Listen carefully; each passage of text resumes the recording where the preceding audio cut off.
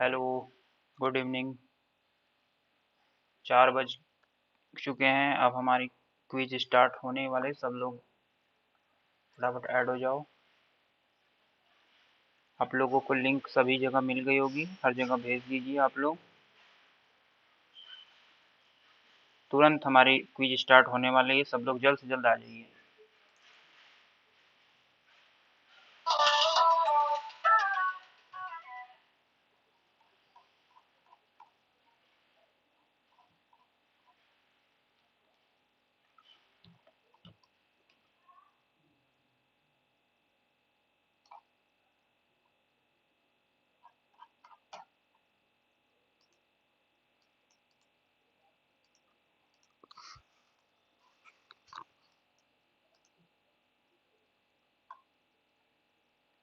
तो सभी लोग जो है लाइव आ जाइए, जल्द से जल्द लाइव आइए सभी लोग। और आवाज़ आ रही है कि नहीं ये बताइए। अब आप लोगों के लिए स्क्रीन को थोड़ी बड़ी कर देते हैं। अब आप लोगों को ये दिखने लगा होगा।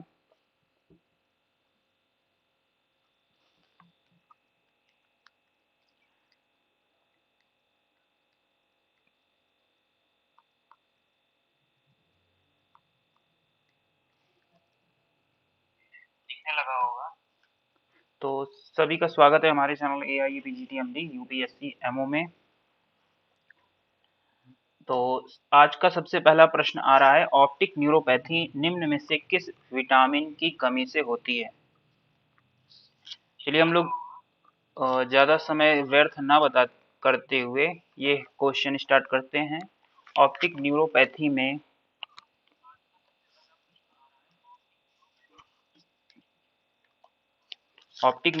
में आपको बताना है कि कौन सा विटामिन जिम्मेदार है, किसकी कमी से हो जाती है। तो सभी लोग लाइव चैट में आंसर देने का प्रयास कीजिए। सबसे पहले आंसर देने का जो है प्रयास कीजिए। इसका है विटामिन B12, बिल्कुल सही आंसर है आप सभी लोगों का। सभी लोग अपने अपने ग्रुपों में हर जगह भेज दीजिए। ये हमारा पहला क्वेश्चन था। और जितने लोग हमारे चैनल से नए जुड़ रहे हैं, चैनल को सब्सक्राइब कर लीजिए, लाइक कर दीजिए। तो पहला क्वेश्चन का जवाब आप लोगों ने बिल्कुल सही दिया। विटामिन B12 साइनोकोबालामीन की कमी से हो जाती है ऑप्टिक नैरोपैथी। ऑप्टिक नैरोपैथी इस जो है विटामिन B12 की कमी से होने वाला एक रोग है। इसको आप लोग को याद रखना है। अगला एक प्रश्न बहुत ही ज्यादा इजी आ रहा है, बहुत ही ज्यादा बच्चों वाला क्वेश्चन, जिसको हम बहुत ही पहले से पढ़ते आ रहे हैं। तो आरबीसी की औसत आयु कितने दिन की होती है।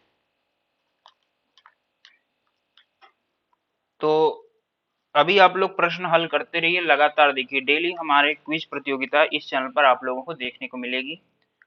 सबसे पहली बात कि 120 दिन, बहुत ही अच्छा आंसर सभी का आ रहा है। B answer. देखिए इजी क्वेश्चन में आप देख रहे होंगे कि सभी बच्चे आंसर कर रहे हैं बहुत ही अच्छे से। और इसका आंसर है 120 दिन, यानी लगभग आपको 4 महीने तक ये आरबीसी जिंदा रहता है, आरबीसी अपना कार्य करता है। 120 दिन उसकी उम्र है। अगला प्रश्न देखिए, उन्माद में किस मूत्र का प्रयोग किया जाता है। तो देखिए AIPGT एग्जाम को निकालने के लिए सबसे अच्छा तरीका है कि उससे भी कठिन एग्जाम की हम तैयारी करें। तो उससे कठिन एग्जाम कौन सी है, तो यूपीएससी एमओ यानी यूनियन पब्लिक सर्विस कमीशन का। अगर आप मेडिकल ऑफिसर एग्जाम की तैयारी कर रहे हैं तो आपकी AIPGT में सर्जरी और सलाकी ये सब ब्रांच मिलना बहुत ईजी हो जाता है। तो आप उसका टारगेट करके ही चलिए। खर मूत्र, वेरी गुड आंसर सभी का। उन्माद, देखिए उन्माद पागलपन को कहते हैं। और खर को भी हम लोग उन्मादी के तौर पर जानते हैं, यानी मतलब कि ये जो गधे को हम लोग पागल के तौर पर जानते हैं लोक भाषा में। तो उन्माद और खर, खर का मूत्र उन्माद के रोगियों को देने में रहता है। अगला देखिए, चरक संहिता के कल्प स्थान में कितने अध्याय हैं।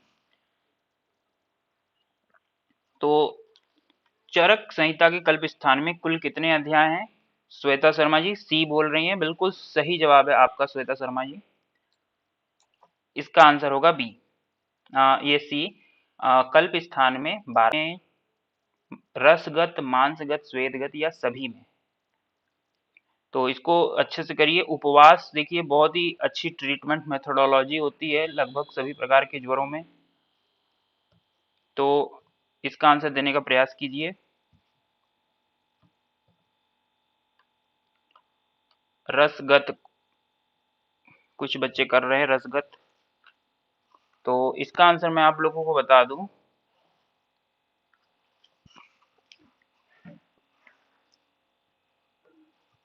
इसका आंसर जो है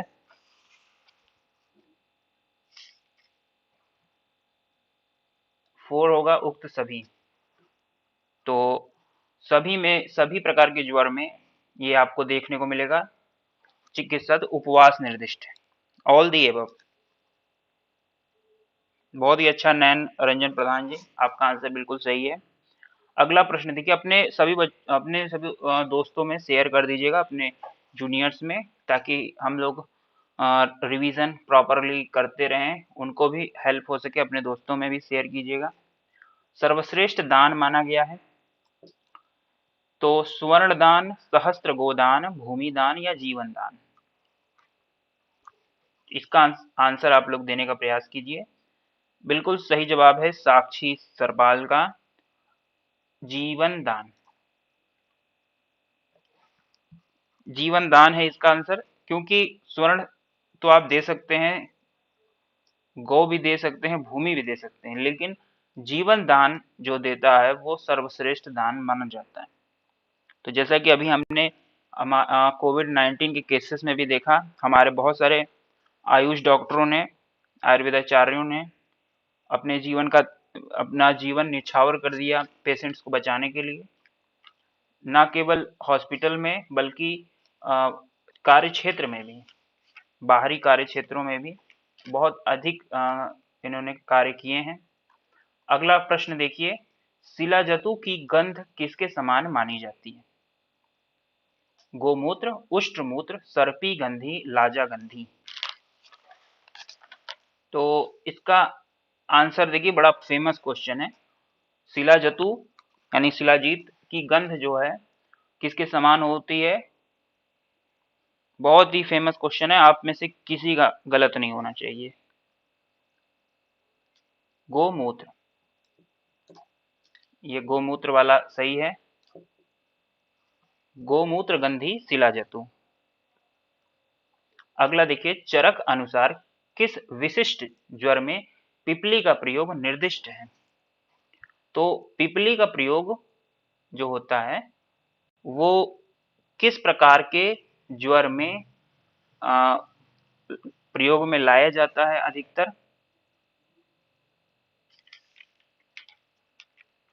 तो इसमें कुछ बच्चे सी कर रहे हैं, तो ज्वर वाला अध्याय जरूर जो है पढ़िए। वात बलासक ज्वर, वात बलासक ज्वर है इसका आंसर। ज्वर चिकित्सा अध्याय। अगला देखिए, श्रेष्ठ मेध रसायन माना गया है, श्रेष्ठ मेध रसायन माना गया है। सभी लोग हर जगह अपने ग्रुपों में से शेयर कीजिए। तो ये जो है रसायनों में मेध रसायन बहुत सारे होते हैं, ये चारों मेध रसायन ही है। मंडूक पर्णी, यष्टि मधु, गुड़ूची एंड शंख पुष्पी। लेकिन which is the best in the Medh rasayanas? तो Shankhpushpi is the best in the rasayana category. मेध रसायनों में शंख पुष्पी बहुत ही ज्यादा कारगर साबित होती है। और एक प्रश्न मैं पूछ रहा हूं आप लोगों से, शंख पुष्पी का क्या प्रयोग करने पर मेध रसायन, किस तरह प्रयोग करने पर मेध रसायन के तौर पर कार्य करता है? शंख पुष्पी का क्या प्रयोग करने पर? स्वरस, कल्क, श्रित, शीत, font. Very good Kavita ji, इसका आंसर होगा कल्क। कल्क प्रयोग करने पर होता है, चूर्ण नहीं होता। कल को होता है।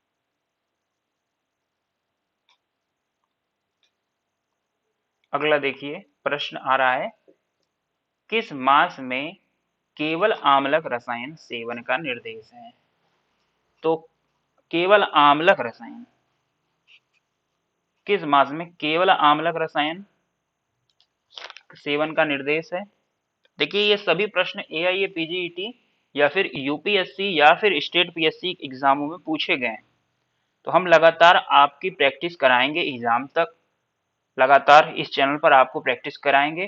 तो जो लोग भी प्रैक्टिस कर रहे हैं और जो लोग इससे कुछ सीख रहे हैं वो लोग चैनल को सब्सक्राइब जरूर कीजिएगा। तो इसका आंसर आप लोग देने का प्रयास कीजिए। क्या दे रहे हैं? बी दे रहे हैं। इसका पौष और माघ होगा आंसर। आम्लक रसायन का प्रयोग पौष और माघ में किया जाता है। अगला क्वेश्चन देखिए, ये हो गया, आम्लक घृत का प्रयोग कब करवाया जाना चाहिए? आम्लक घृत का प्रयोग कब करवाया जाना चाहिए? एक आम्लक घृत होती है, उसका प्रयोग कब कराना चाहिए? प्रातः काल, अपराह्न काल, सायंकाल या प्रातः सायं? तो इसका आंसर बहुत ही अच्छा दे रहे हैं सभी लोग, कुछ लोग गड़बड़ी भी कर रहे हैं। तो ये तो मैं आपको बता रहा था कि हमारे चैनल जो है AIA PGT MD UPSC MO लगातार एआईए पीजीटी 2021 के लिए लगातार कार्य कर रहा है। तो सभी लोग इस चैनल को सब्सक्राइब अवश्य कीजिएगा और अपने सभी प्रकार के दोस्तों में शेयर कीजिएगा, जूनियर सीनियर कहीं भी शेयर कीजिएगा। तो इसका प्रातः काल होगा आंसर, आम्लक घृत का प्रयोग। ये देखिए, व्हाट इज इंडिकेटेड इन गर्भशंग? गर्भशंग की अवस्था में क्या निर्दिष्ट है? योनि धूपन, एरंड प्रयोग, लांगली लेप या ऑल दी एबव?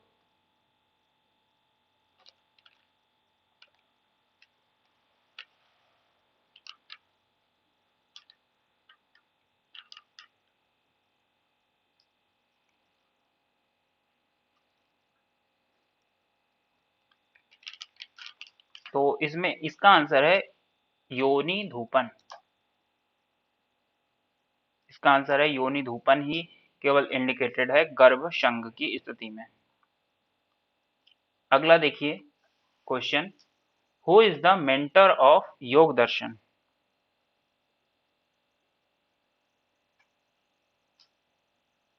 महर्षि कपिल, चार्वाक या महर्षि गौतम या महर्षि पतंजलि? तो योग दर्शन के प्रणेता कौन है? योग दर्शन के प्रणेता कौन है?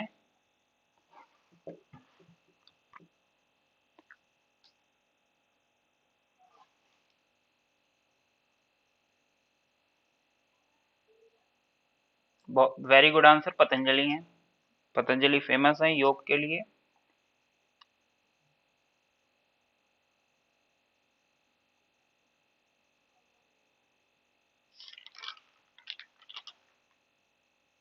पतंजलि होगा इसका आंसर। आप लोग क्यों इधर उधर का आंसर दे रहे हैं?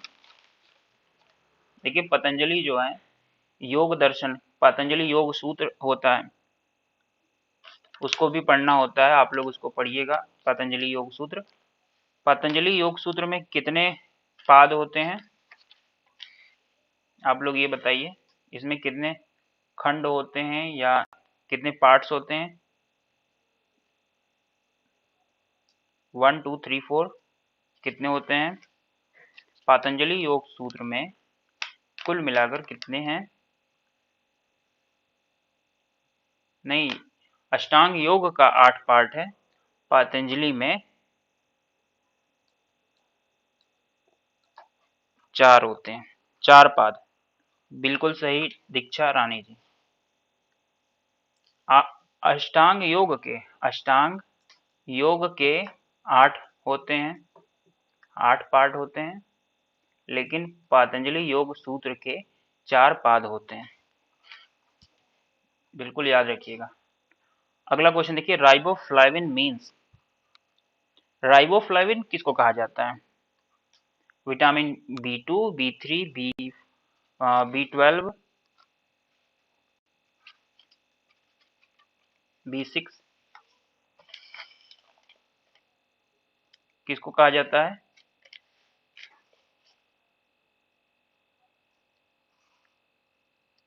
B2 को कहा जाता है। देखो जो लोग B1 कर रहे हैं गलत कर रहे हैं, B2 riboflavin means B2। Very good, A है इसका आंसर।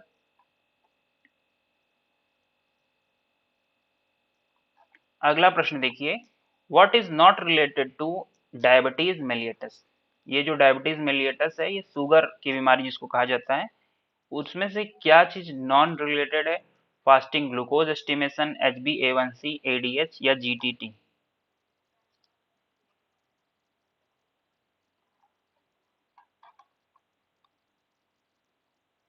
ADH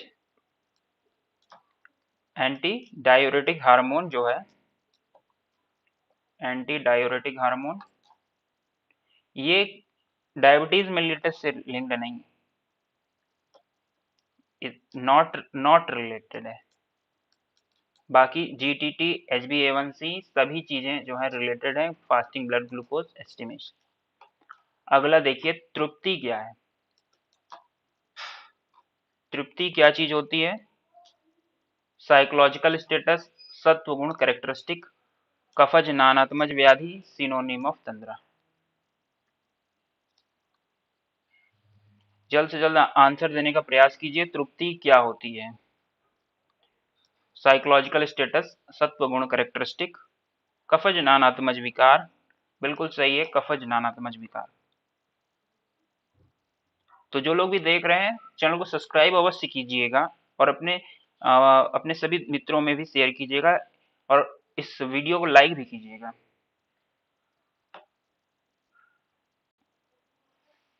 ये बी वाला आंसर नहीं, सी वाला आंसर है कफज। देखिए कफ दोष के नानात्मज विकार कितने होते हैं? 20। कफ के नानात्मज विकार होते हैं 20, पित्त के 40 और वात के 80। तो तृप्ति जो है एक प्रकार का कफ का नानात्मज विकार है। देखिए जिनको स्क्रीन नहीं दिख रही है वो अपने वीडियो की क्वालिटी को 144 से लेकर, जहां पर 3 डॉट यहाँ पर आपकी स्क्रीन पर बना होगा, 3 डॉट, उस पर क्लिक कीजिए। ऑप्शन आएगा 144 से लेकर 720 तक ले जाइए, उसको 720 तक ले जाइए। तो ये है कफज नानात्मज व्याधि, तृप्ति इजेंट कफज नानात्मज व्याधि। इसमें क्या सिम्टम आता है? इसमें देखिए आपको हमेशा जो है तृप्ति का एहसास होगा, आप भोजन करें या ना करें, आप हमेशा लगेगा कि आप भोजन किए हुए हैं, क्योंकि कफ जो है आमाशय में भरा हुआ रहता है। अगला क्वेश्चन देखिए, 2 वर्ष का बालक कहलाता है। This is question from Kaumar Bhritya. Kaumar Bhritya 2 वर्ष का बालक कहलाता है।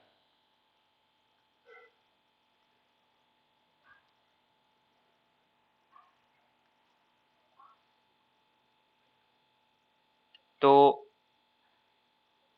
2 वर्ष का बालक क्या कहलाता है? क्षीरप, क्षीरन्नाद, अन्नाद। वेरी गुड, अन्नाद नहीं कहता है, अन्नाद नहीं कहते हैं। देखिए बच्चा जब पैदा होता है तो पहले वो केवल क्षीर को पीता है, पहले दूध पीता है, उसके बाद कुछ समय बाद क्षीर और दुग्ध दोनों पीता है और कुछ समय बाद केवल अन्न पर आ जाता है। तो आपको करना है, देखना है कि किस अवस्था में वो क्या कंडीशन में जाता है। तो इस कंडीशन में क्षीरन्नाद की कंडीशन है, मतलब दूध भी पिएगा और खाना भी खाएगा। 2 वर्ष का बालक दूध भी पीता है और खाना भी खाता है, बिना दूध के वो नहीं रह सकता, और खाने में भी वो बहुत हल्का खाना खाता है। और दूध पीता है। अगला देखिए, कुष्ठ चिकित्सा में रक्त मोक्षण का प्रयोग कब करना चाहिए? कुष्ठ चिकित्सा में रक्त मोक्षण यानी कुष्ठ चिकित्सा के अंतर्गत रक्त मोक्षण का बड़ा विधान है। तो आप पेशेंट को कितने दिनों पर रक्त मोक्षण कराने की उपदेश करेंगे या आदेश देंगे? 6 मंथ, 6 मास में उसको आप कुष्ठ के रोगी को आप बोलिए कि हर 6 महीने पर अपना रक्त मोक्षण करा लिया करो, आपके कुष्ठ शांत हो जाएगा। चलिए, बहुत ही अच्छा आंसर। अगला देखिए, सुश्रुत के अनुसार वमन विरेचन के व्यापद होते हैं। सारे व्यापद के नोट्स आपको अवेलेबल कराए गए हैं। देखिए, जिन्हें AIPGT 2021 की प्रिपरेशन करनी है वो हमारे क्रैश कोर्स से जुड़कर कर सकते हैं।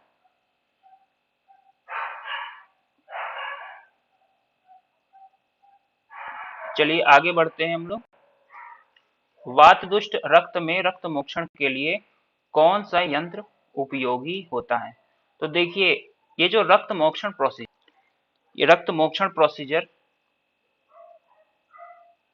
ये वाला आंसर हम लोगों ने नहीं लगाया लग रहा है, इसका है 15 आंसर। अगला देखिए, वात दुष्ट रक्त मोक्षण के लिए कौन सा यंत्र करना चाहिए?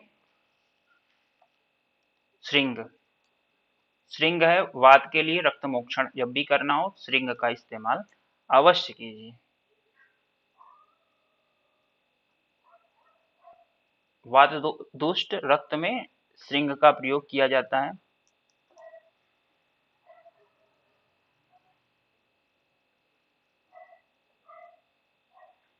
विरेचन के बाद परिहार काल की अवधि क्या होती है? तो जब भी विरेचन किसी को दिया जाता है उसके बाद एक परिहार काल का समय दिया जाता है, तो वो कितनी अवधि होती है? 7 दिन, 3 दिन, 9 दिन, 1 माह।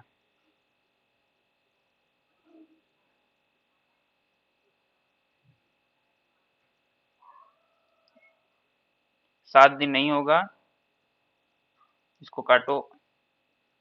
1 माह, जिन्होंने भी आंसर दिया है बिल्कुल सही है। 1 माह होता है परिहार काल आफ्टर विरेचन।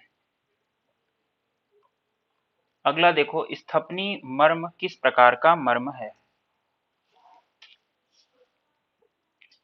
स्थपनी मर्म बहुत ही ज्यादा फेमस मर्म माना जाता है। और यह किस प्रकार का मर्म है? वैकल्पिकर मर्म, विषलग्न मर्म, कालांतर मर्म या रोजाकर मर्म?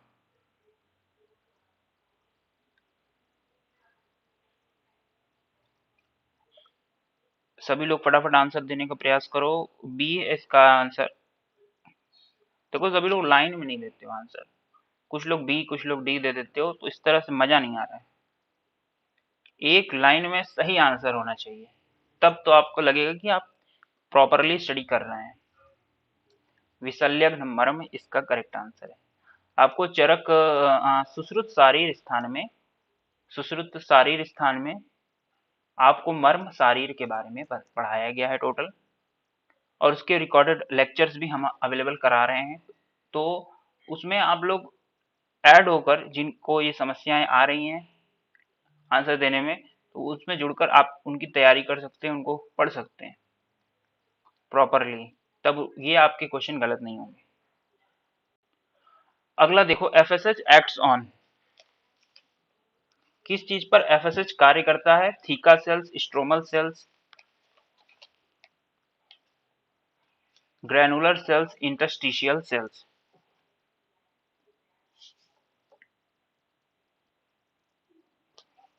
बी दे रहे हो आप लोग आंसर, स्ट्रोमल सेल्स। सभी का आंसर जो है, एफएसएच किस सेल पर एक्ट करता है? एफएसएच ये किस सेल पर जाके काम करता है? Granulosa cell. बिल्कुल सही है कविता आत्री जी आपका। देखिए, इस बार हमारा एक संडे को क्विज है। संडे को हमारा एक यूनिट टेस्ट 7 है, जिसके अंतर्गत आ रहा है पूरा मॉडर्न पोर्शन। मतलब मॉडर्न पोर्शन के 60 क्वेश्चन आएंगे, उसमें 60 क्वेश्चन आएंगे। और दूसरा पोर्शन सुश्रुत शारीर स्थान, सुश्रुत चिकित्सा स्थान और सुश्रुत कल्प स्थान से आएंगे। तो वो हमारा टेस्ट होगा संडे को, इसी संडे को होगा। वो टोटली फ्री है सभी के लिए, सभी लोग उसमें पार्टिसिपेट कीजिए और अधिक से अधिक मार्क्स पाइए। मंडे को हम लोग उसका एनालिसिस करेंगे कि किस बच्चे ने क्या गड़बड़ी की है।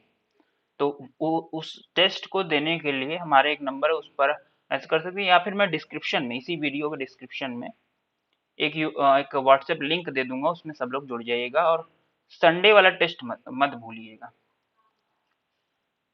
सभी के लिए ग्रैनुलर सेल इसका करेक्ट आंसर है। आगे बढ़िए, निम्नलिखित में किस व्याधि में स्वेदन चिकित्सा निषिद्ध है? किस व्याधि में स्वेदन चिकित्सा निषिद्ध है? रक्तपित्त, अतिसार, मधुमेह।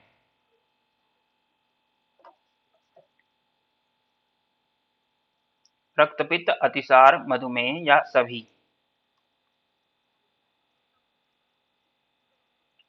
इसका आंसर आप लोग देने का प्रयास कीजिए जल्द से जल्द। Very good, D D D D D, very good, सभी का डी आ रहा है, वेरी गुड। देखिए इसमें आप लोगों ने बहुत ही अच्छा परफॉर्म किया, सभी का डी आ रहा है।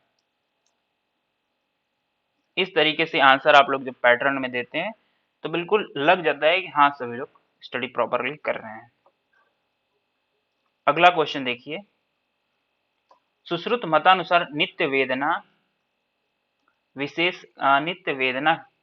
विशेष लक्षण होता है। ये देखिए, ये आपको मिल गया 20 प्रकार के योनि व्यापद चरक चिकित्सा स्थान अध्याय 30। उसमें आपको रिप्रोडक्टिव ऑर्गन से रिलेटेड बहुत सारी बीमारियों के बारे में मिलता है, both male and female, 20 types of योनि व्यापद। तो उसमें आपको बताना है नित्य वेदना, हमेशा दर्द बना रहना, किसका लक्षण है? तो बी आंसर बिल्कुल सही आप लोग दे रहे हैं, विप्लुता। विप्लुता जो होती है ये योनि व्यापद, उसके अंतर्गत आपको नित्य वेदना लक्षण देखने को मिलता है, विशेष लक्षण। सुश्रुत मतानुसार संधियों की कुल संख्या है, ज्वाइंट्स कितने हैं? सुश्रुत के अकॉर्डिंग ज्वाइंट्स, तो ज्वाइंट्स क्या होता है? दो बोन्स का आपस में एक ज्वाइंट्स बना ला, तो वो बॉडी में कितने हैं? 300, 210, 200, 360। 210 बिल्कुल सही है। देखिए जित मॉडर्न में बोला जाता है कि 210 हड्डियां होती हैं, 210 क्या होती हैं? बोन्स होती हैं। लेकिन सुश्रुत ने 210 जो है संधियों को माना है, यानी ज्वाइंट्स इतनी होती हैं। दोनों पॉइंट्स याद रखिएगा, बोन्स भी 210 मॉडर्न के अकॉर्डिंग, संधियां भी 210 मॉडर्न सुश्रुत के अकॉर्डिंग। अगला देखिए, भारतीय दंड संहिता आईपीसी, आईपीसी की कौन सी धारा हत्या अपराध में प्रयुक्त की जाती है? आईपीसी की कौन सी धारा, बहुत ही फेमस क्वेश्चन है, 310, 302, 303, 376। D, B, very good Ipsita ji, very good आपका आंसर 302। 302 जो है ये हत्या से रिलेटेड है। यदि आपने जो है किसी नागरिक की हत्या कर दी है तो आपके ऊपर 302 के तहत मुकदमा दर्ज हो जाएगा। अगला देखिए, निम्नलिखित में से किस व्याधि में स्वेदन चिकित्सा निषिद्ध है? ये तो हो गया है, इसका आंसर है ये। कुछ क्वेश्चन आपको रिपीटेड मिल सकते हैं। हाँ ये है, कौन सा श्रेष्ठ विषग्न द्रव्य है? विषग्नों में सर्वश्रेष्ठ या फिर विषग्न श्रेष्ठ कौन है, इनमें से बताना है, क्योंकि चार ही ऑप्शन है। तो घृत, क्षीर, नीर, सुवर्ण।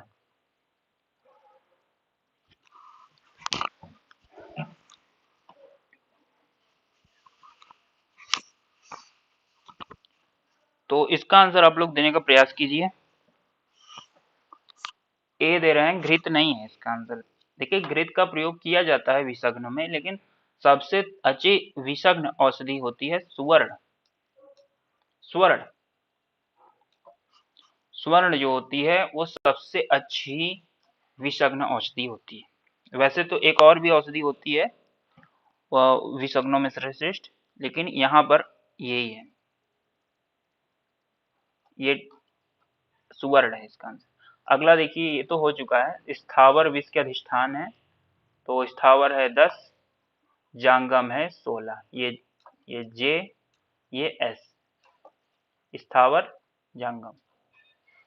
जल संत्रास व्याधि, बहुत ही ज्यादा इंपॉर्टेंट क्वेश्चन।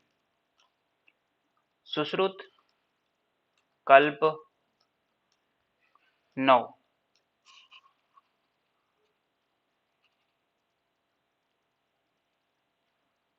तो बताना है आपको, जल संत्रास व्याधि किस विष से उत्पन्न होती है? स्थावर विष से, जांगम, अलर्क विष से या दूषी विष से? तो इसका आंसर अलर्क विष होता है। अलर्क, ये दूषी नहीं है, अलर्क विष से उत्पन्न होती है। जल संत्रास व्याधि किस विष से उत्पन्न होती है? जांगम, अलर्क विष। अभी आप लोग को हालिया में ये भी पढ़ाया गया है। इसमें होता क्या है कि जब ये जल संत्रास व्याधि हो जाती है तो हमें पानी से डर लगने लगता है, या पानी दिखने लगता है अधिक, और उससे बहुत अधिक घबराहट होती है। ये तभी दिखता है जब हमें किसी कुत्ते वगैरह ने काटा हो, पागल कुत्ते ने काटा हो। तो ये जल संत्रास व्याधि इसी से रिलेटेड है, अलर्क, जांगम अलर्क। गांधक द्रुति यानी गंधक द्रुति निर्माणार्थ त्रिकटु का अनुपात क्या होता है? तो ये इसका बताइए।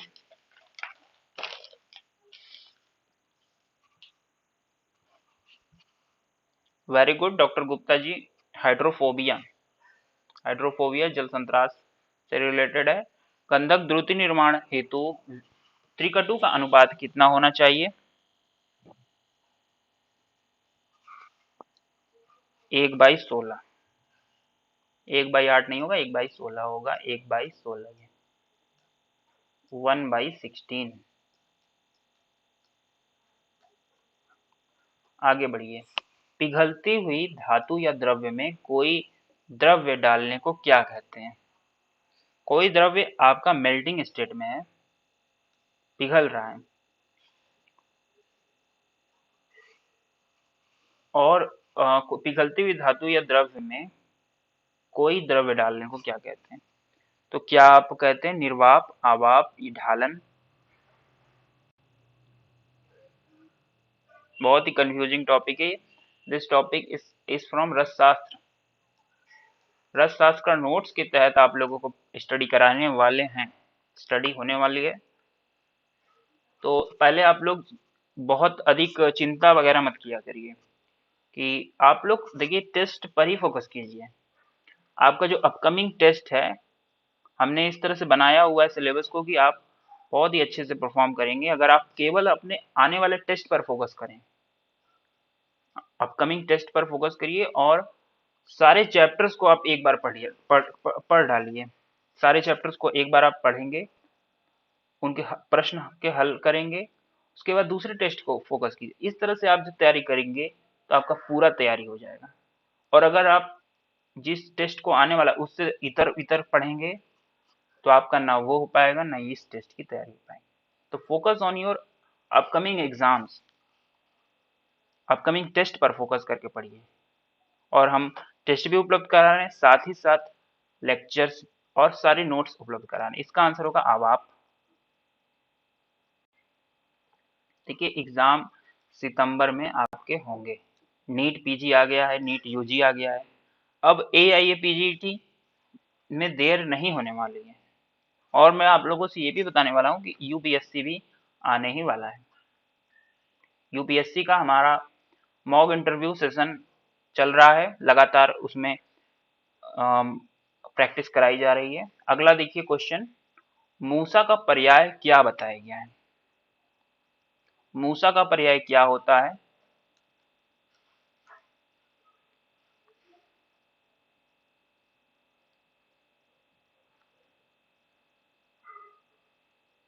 वहनी मित्र, देखिए वहनी का मीन्स होता है आग और मित्र की मीन्स होता है दोस्त।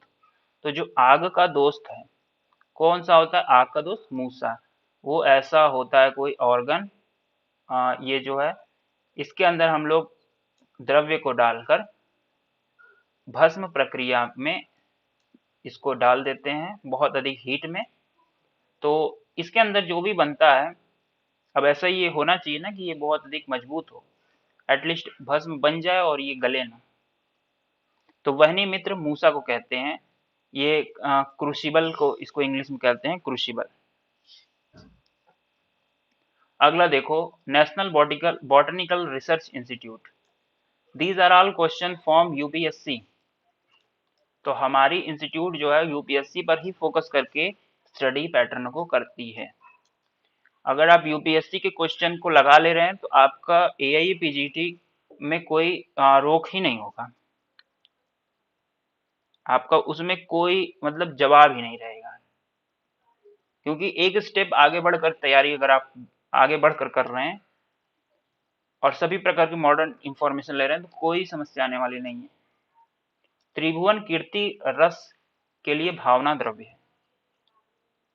त्रिभुवन कीर्ति रस बनाने में ये बड़ी बुखार की एक दवा है।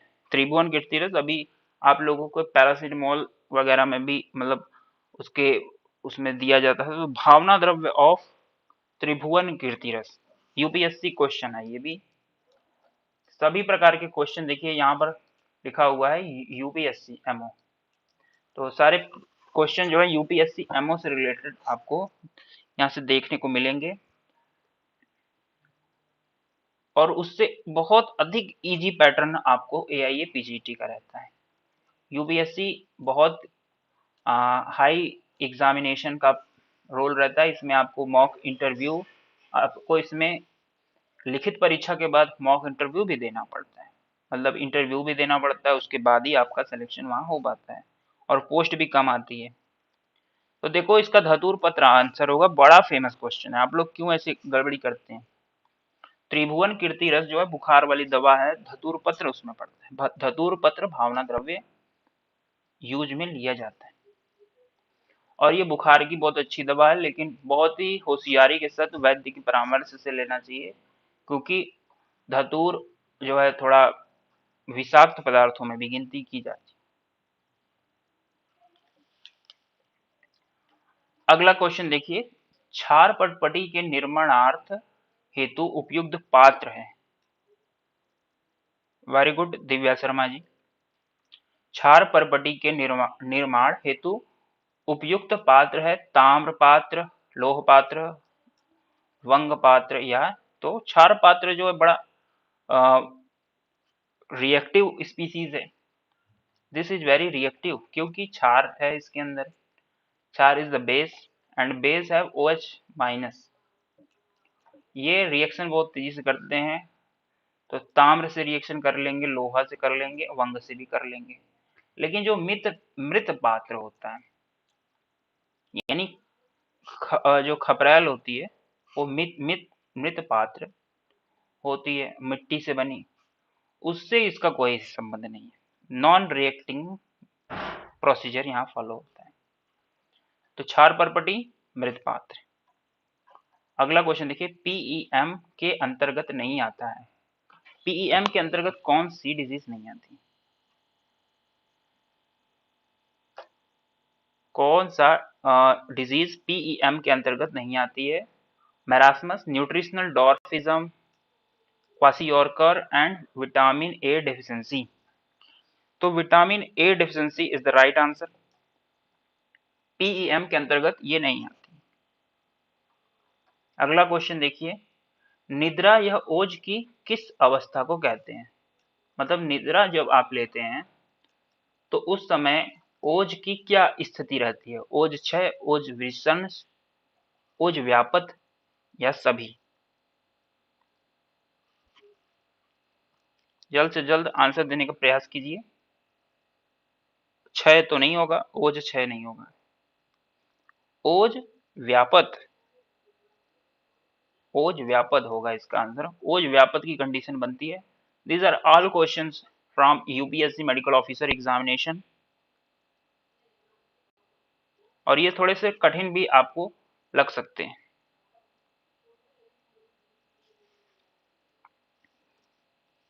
देखिए अगला क्वेश्चन हम लोग करते हैं जलौका। ये जलौका क्या है? जलौका जो है ये जो है इसको जोंक बोलते हैं इंग्लिश में, हिंदी में जोंक बोलते हैं। और ये जो है सक करती है ब्लड, और ये सविष भी होती है, निर्विष भी होती है। तो आप लोग बताइए कौन सी निर्विष जलौका है? सावरिका, बिल्कुल सही जवाब। क्षार सूत्र निर्माणार्थ श्रेष्ठ द्रव्य है। क्षार सूत्र का श्लोक मैंने ग्रुप में भेजा हुआ है, उसको लर्न कीजिएगा आप लोग। क्षार सूत्र कहाँ वर्णन है? सबसे पहले आप लोग क्षार सूत्र के बारे में कुछ जानकारियां मुझे बताइए। इसका आंसर सबसे पहले तो दे ही लीजिए, अपामार्ग श्रेष्ठ क्षार सूत्र निर्माण की है। तो अपामार्ग क्षार बनाया जाता है, उसके बाद उसका क्षार सूत्र बनाया जाता है। तो सबसे पहले आप लोग ये मुझे बताइए कि क्षार सूत्र का विवरण सुश्रुत संहिता में कहाँ पर मिलता है? ये बहुत ही इंपॉर्टेंट क्वेश्चन है, आप लोग इसको हल्के में बिल्कुल मत लीजिएगा। क्षार सूत्र आयुर्वेद पढ़ रहे हैं तो क्षार सूत्र आप लोगों को के बारे में क्वेश्चन आने आने ही तय है। चरक में चरक में देखो नाड़ी व्रण हमें नहीं बताया गया है। सुश्रुत में नाड़ी व्रणों के में मिलता है, और चरक में भगंदर में विषय में बताता है। आचार्य चरक ने इसको भगंदर में बोला है, और सुश्रुत ने नाड़ी व्रण चिकित्सा के अंतर्गत बताया हुआ है।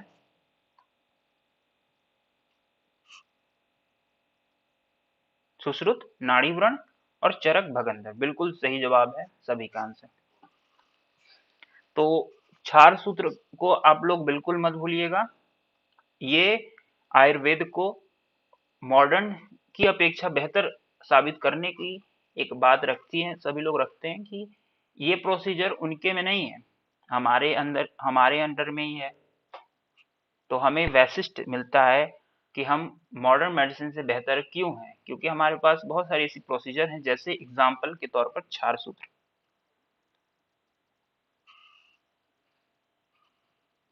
तो बहुत ही अच्छा सुष्मिता सोनी जी। अगला देखो क्वेश्चन आ रहा है दुष्ट व्रण का लक्षण। दुष्ट व्रण कपोत वर्ण, पुति गंध, निस्राव, अवेदना। व्रण जब दुष्ट हो जाता है तो उसका क्या लक्षण देखने को मिलता है?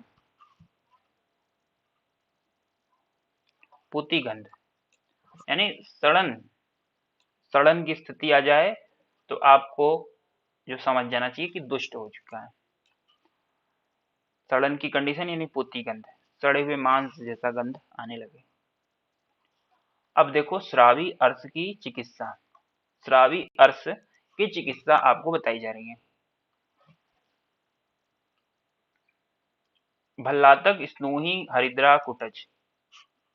श्रावी अर्श क्या होते हैं? अर्श, अर्शस are two kinds.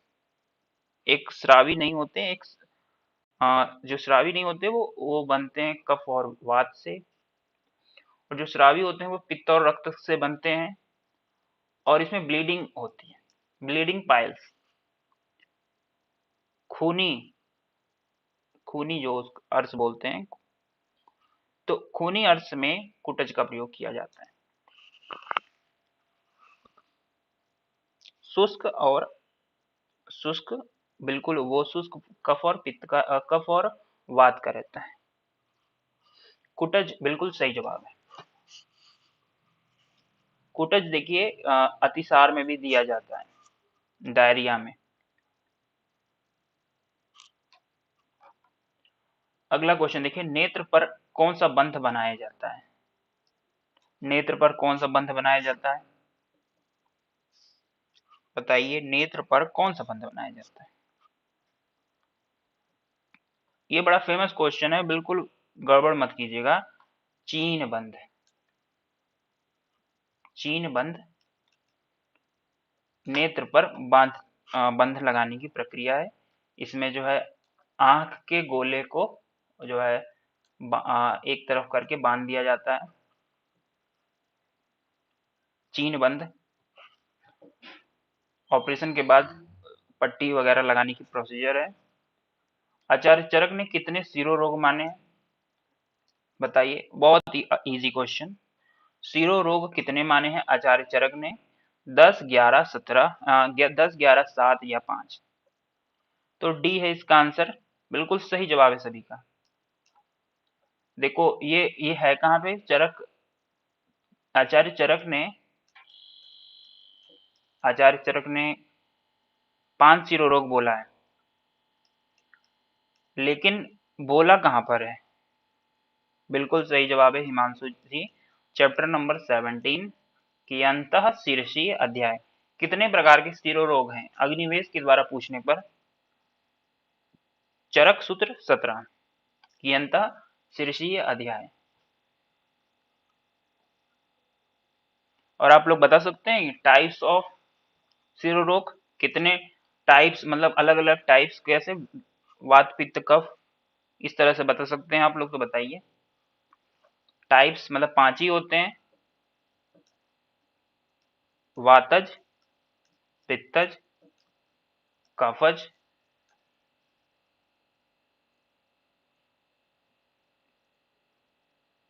Very good, वातज, पित्तज, कफज, सन्निपातज और क्रीमिज।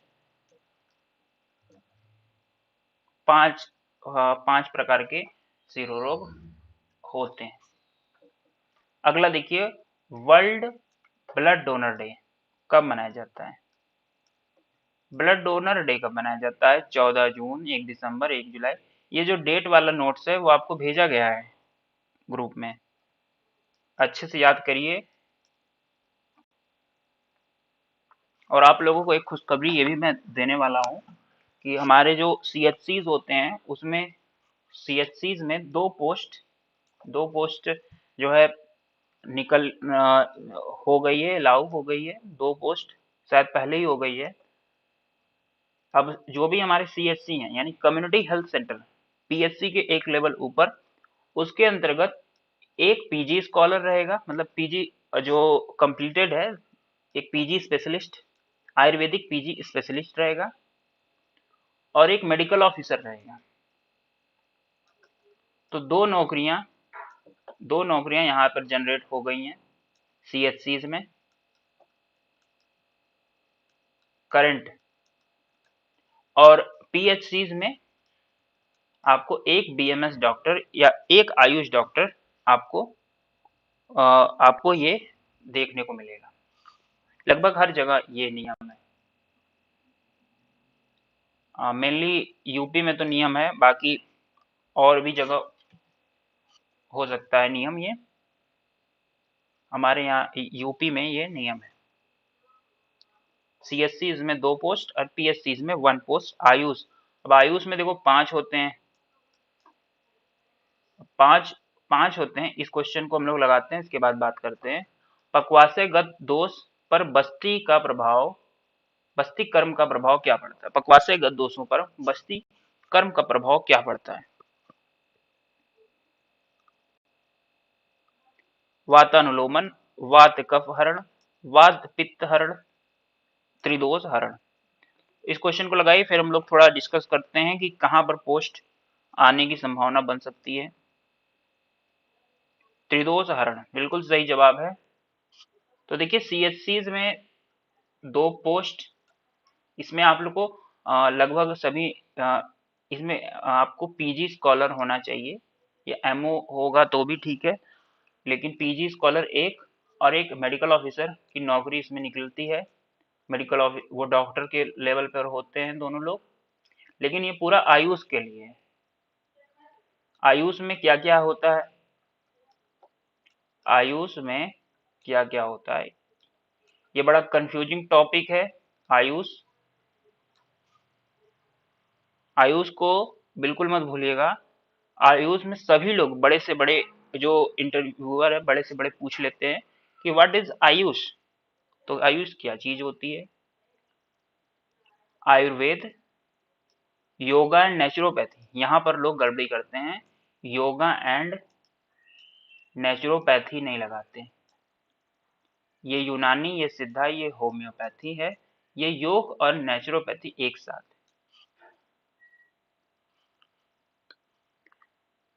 तो देखिए आप लोग, जो डॉक्टर गुप्ता जी ने आंसर दिया है वो भी गड़बड़ है।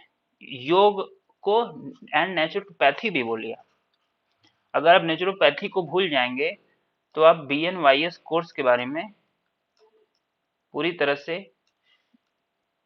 आप फेल हो जाएंगे, उसके बारे में आप यानी जानकारी ही नहीं। योगा और नेचुरोपैथी बोथ। तो इतने डॉक्टर्स, इतने प्रकार के डॉक्टर्स उन दो पोस्ट पर जा सकते हैं। उनका PG होना चाहिए और MO, या उनको MO होना चाहिए। CHC बहुत अच्छी जॉब होती है, PSC भी अच्छी जॉब होती है। अगला देखो, संतापो देह मानसा। क्या है ये? ज्वर का प्रभाव, ज्वर का प्रकृति, अंतर्वेग ज्वर का लक्षण, ज्वर का प्रत्यात्म लक्षण।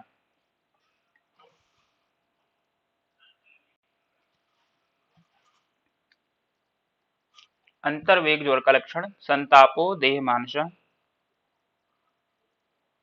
ज्वर का प्रत्यात्म लक्षण।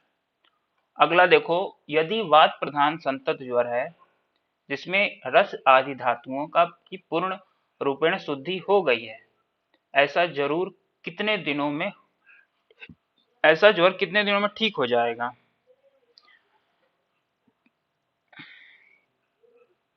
ये ऊपर वाले का ज्वर का प्रत्यात्म लक्षण आंसर है। देखिए AIPGT क्रैश कोर्स में जिन्हों भी पार्टिसिपेट करना होगा कर लेना, हमारे व्हाट्सएप नंबर पर व्हाट्सएप करके। जिनको लग रही है कि तैयारी और अच्छे से हो जाएगी, क्योंकि हम रिकॉर्डेड वीडियोस और लाइव क्लासेस भी करा रहे हैं गूगल मीट्स वगैरह पर। 7 दिन में इसका आंसर करेक्ट है। और कॉल बिल्कुल मत कीजिएगा।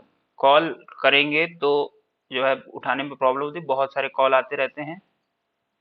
तो आप लोग व्हाट्सएप जरूर कीजिएगा और प्रोसीजर देने के बाद आप एडमिशन ले लेंगे और स्टडी प्रॉपर करने लगेंगे। हिक्का व श्वास किस धातुगत ज्वर का लक्षण है?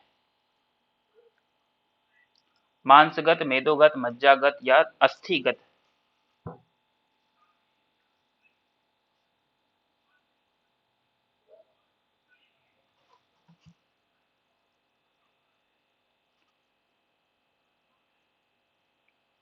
तो इसका आंसर आप लोग देने का प्रयास कीजिए। डी आप लोग दे रहे हैं, मांसगत इसका आंसर होगा। डी जो दे रहे हैं इसका आंसर आप लोग देने का एक बार प्रयास कीजिए, फिर मैं बताता हूँ इसका आंसर क्या होगा। हिक्का व श्वास, मज्जा। जिन्होंने सी आंसर दिया है, प्रियंका ने दिया है, कविता भी ने भी दिया है। तो कविता जी आपका आंसर लगातार बहुत ही अच्छा आ रहा है, आपकी स्टडी बहुत ही अच्छी है। मुझे ऐसा फील होता है कि आपने बहुत अच्छे से पढ़ाई की हुई है। इसके लिए बहुत बहुत बधाइयाँ आपको। और ऐसे ही पढ़ाई करते रहिए, आपकी AIPGT 2021 क्लियर होने में कोई समस्या नहीं आएगी। ध्यान एवं प्रश्वास किस आगंतुक ज्वर का लक्षण है? काम ज्वर, भय ज्वर, शोक ज्वर, क्रोध ज्वर। ध्यान व प्रश्वास किस आगंतुक ज्वर का लक्षण है? काम ज्वर, भय ज्वर, शोक ज्वर, क्रोध ज्वर।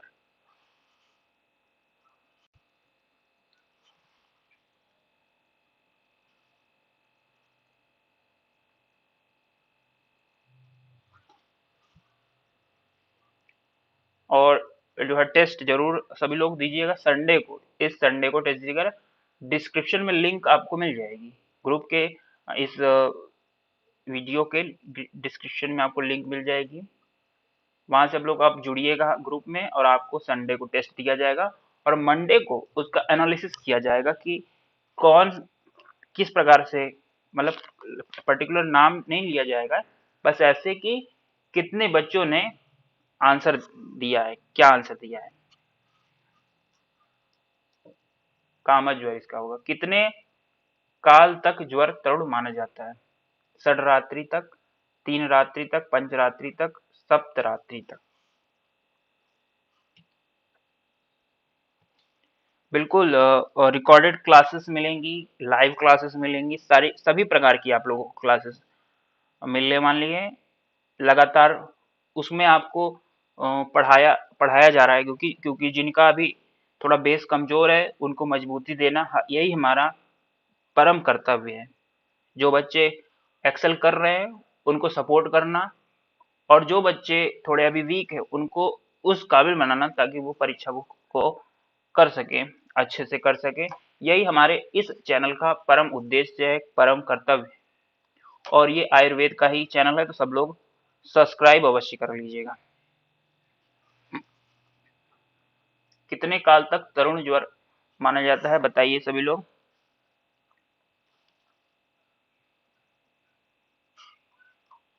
तो सप्तरात्रि इसका आंसर होगा।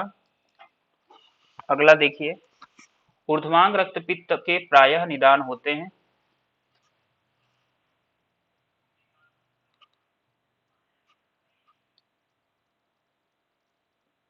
आप लोग थोड़ा वॉल्यूम जो है धीमा कर लीजिए।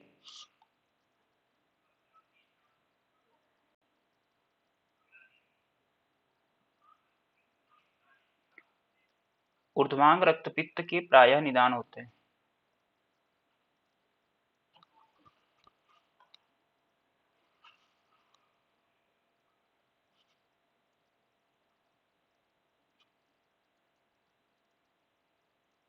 स्निग्ध और उष्ण, स्निग्ध और उष्ण ऊर्ध्वांग रक्तपित्त के प्रमुख कारण माने जाते हैं। अगला देखिए, मोच रस प्रयोग किस रक्तपित्त में मिलता है। तो जो कौन सा रक्तपित्त है जिसमें मोच रस का प्रयोग किया जाता है। These are all question from the UPSC medical officer. उसकी आप लोगों को तैयारी हमेशा करनी चाहिए। जो जूनियर्स हैं मैं उनको बता दूं, जो बहुत अभी फर्स्ट ईयर में सेकंड ईयर में है, उनको बता दूं, आप अपना टारगेट यूपीएससी एमओ रखिए, एआईए पीजीटी बिल्कुल मत रखिएगा। क्योंकि जब आप यूपीएससी एमओ रखते हैं तो आपके लिए एआई पीजीटी बिल्कुल खेल हो जाता है। आप उसमें सर्जरी वगैरह बहुत अच्छे ब्रांच आप उठाते हैं, बहुत अच्छे से हो जाता है, और आपका यूपीएससी भी निकल जाता है, और एआईबीजीटी बहुत इजीली निकल जाते हैं। अगला क्वेश्चन देखिए, जीर्णे अधिकम प्रकोपम किस गुल्म का लक्षण है। जीर्णे अधिकम प्रकोपम यानी जीर्ण अवस्था में भोजन के पच जाने पर कौन सा गुल्म उत्पन्न होता है। वातिक, पाइतिक, कफज, या फिर किस गुल्म का लक्षण है। वातिक बिल्कुल सही जवाब है। देखिए, जब भी भोजन के तुरंत बाद कोई प्रकोप हो रहा है, कोई भी रोग हो, इट इज, मैं एक नियम बता रहा हूं आप लोगों को, किसी भी बीमारी में खाना खाने के बाद तुरंत प्रकोपित हो जा रहा है वो रोग, तो आप जान जाइए कि वो कफज बीमारी है, कफज से रिलेटेड बीमारी है। और अगर वो पच्यमान अवस्था यानी भोजन की पच्यमान अवस्था 1 घंटे के बाद वाली अवस्था में है तो वो पित्तजवादी है। अगर वो जीर्ण होने के बाद वो तो ज्यादा प्रभावशाली बन रही है तो वो वातज बीमारी होगी।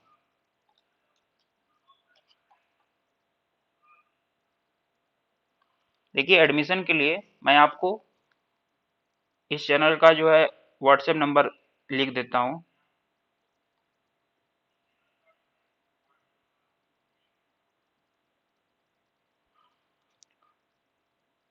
आप लोगों को मिल जाएगा व्हाट्सएप नंबर।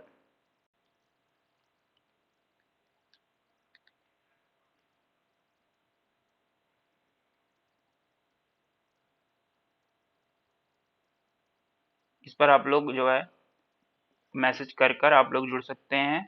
तुरंत मैसेज करिए, तुरंत प्रोसीजर भेजा जाएगा, तुरंत जुड़ जाइए। अगला देखिए, वासा घृत का प्रयोग किस गुल्म में किया जाता है। अब जल्दी जल्दी हम लोग क्विज खेल के समाप्त करेंगे।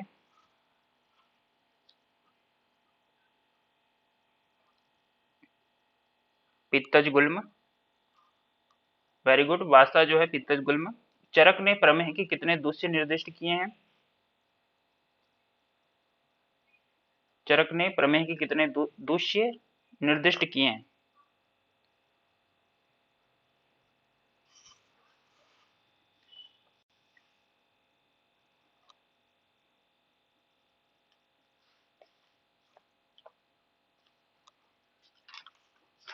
जल्द से जल्द आंसर देने का प्रयास कीजिए।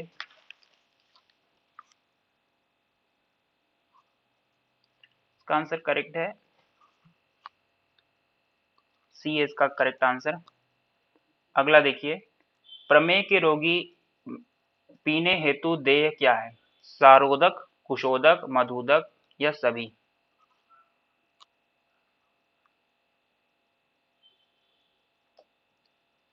सभी है। अगला देखिए, सभी प्रमेयों में निश्चित रूप से दूषित होने वाले दूष्य हैं। सभी प्रकार के प्रमेयों में कौन सा प्रमेय जो है दूषित होने वाले दूष्य हैं? सभी प्रकार के प्रमेयों में दूषित होने वाले दूष्य कौन से हैं? तो मेद, मांस और क्लेद। फल त्रिकादिक वात, फल त्रिकादिक वात आप लोग जानते होंगे। उसमें एक क्वाथ द्रव्य होता है और एक कल्क द्रव्य होता है। तो बताना है आपको, क्वाथ द्रव्य कौन सा होता है, कल्क द्रव्य कौन सा होता है?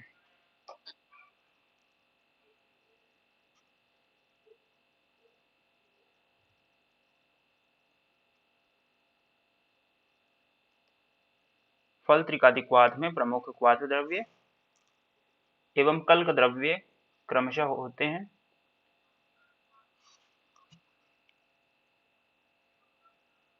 थोड़ा आप लोग वॉल्यूम थोड़ा कम कर लीजिए।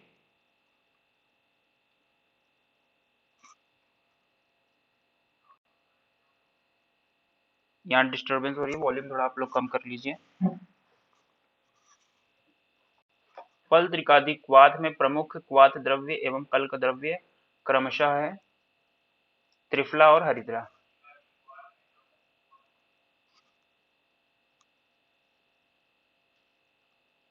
अगला क्वेश्चन देखिए, कुष्ठ का पूर्व रूप है स्वेद अति प्रवृत्ति, स्वेद का न आना, स्पर्श हानि या सभी? सभी है, कुष्ठ का पूर्व रूप सभी है। अगला देखिए, निम्न में से प्रमेयों के पूर्व रूप नहीं है। तो कुछ बातें अब हम लोग करते हैं कि यूपीएससी मेडिकल ऑफिसर क्या है और इसकी क्या मतलब,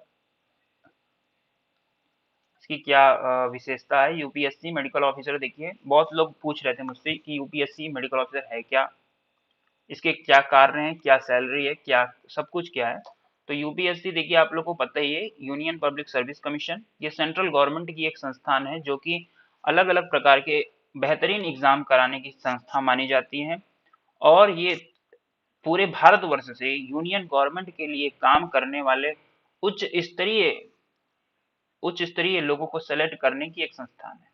तो जो भी अपने फील्ड के बेहतरीन लोग हैं वो यूपीएससी जॉब्स में जो भी एग्जाम होते हैं यूपीएससी में सेलेक्ट होते हैं। इसमें आर्मी से रिलेटेड जॉब्स होती हैं, आर्मी और एडमिनिस्ट्रेशन, पुलिस, हर तरीके की जॉब्स इसमें आपको मिलेंगी।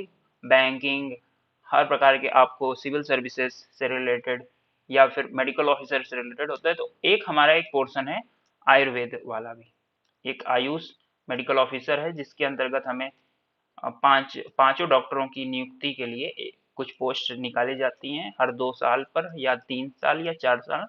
ये बेस्ड है उनका डिसीजन, यूपीएससी के डिसीजन पर बेस्ड है। ऐसा नहीं है कि हर 4 साल पे ही निकालेगी, हर 2 साल।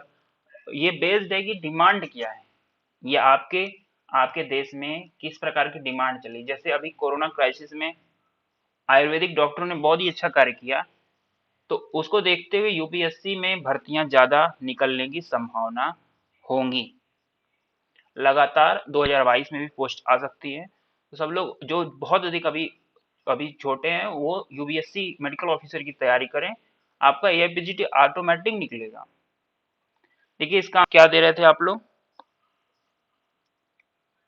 निम्न में से प्रमेय का पूर्व रूप नहीं है। गलतालुशोष करपाददाह माधुरमा उष्ण प्रिय। देखिए शीत प्रियत्वम होता है, उष्ण प्रियत्वम नहीं होता। किस व्याधि में विशेष रूप से विड मल का संरक्षण किया जाना चाहिए? ग्रहणी, अतिसार, पांडु, राजक्षमा। ग्रहणी, अतिसार, पांडु, राजक्षमा।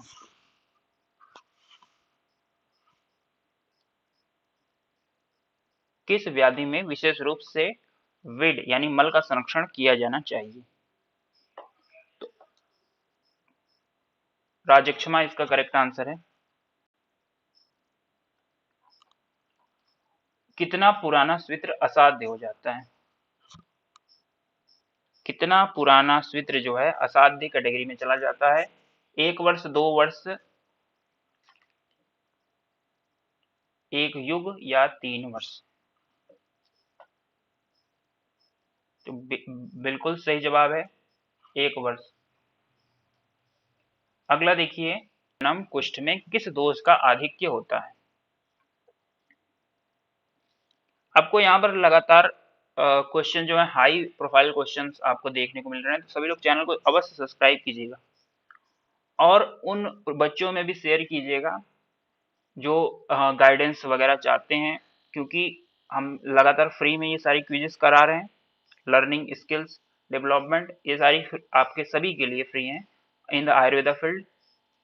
अंग पतनम कुष्ठ में किस दोष की अधिकता होती है? तो जो छात्र इस स्टडी करना चाहते होंगे तो उनके लिए बहुत ही बेहतरीन विकल्प मिलेगा और आपके शेयर से वो प्रसन्न होगा और आपको धन्यवाद भी करेगा।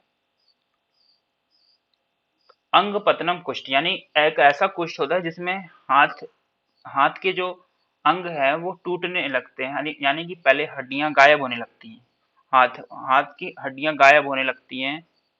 इसमें कौन सा दोष इन्वॉल्वमेंट है? तो इसके में पित्तज इन्वॉल्वमेंट है, पित्त वाला इन्वॉल्वमेंट है। अगला देखो, यक्षमा में विशेष रूप से उपयोगी दुग्ध है? अजादुग्ध, गोदुग्ध, अविदुग्ध, महिष दुग्ध।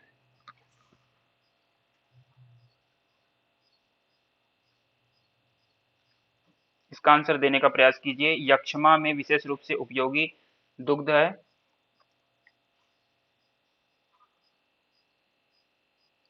अजादुग्ध, गोदुग्ध, अविदुग्ध या महिष। देखिए अजादुग्ध इसका करेक्ट आंसर होगा।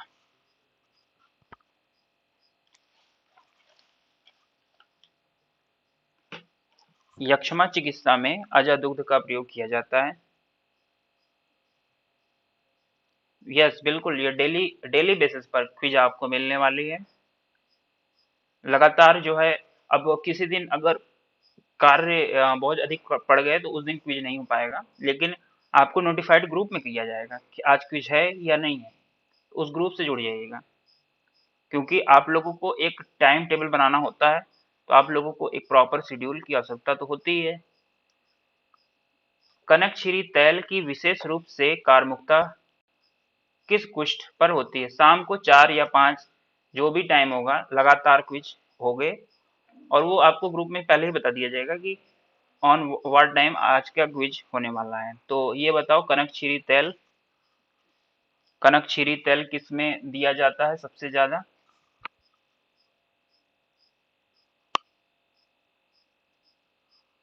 मंडल में, सिद्म में, कपाल में, औदुंबर में।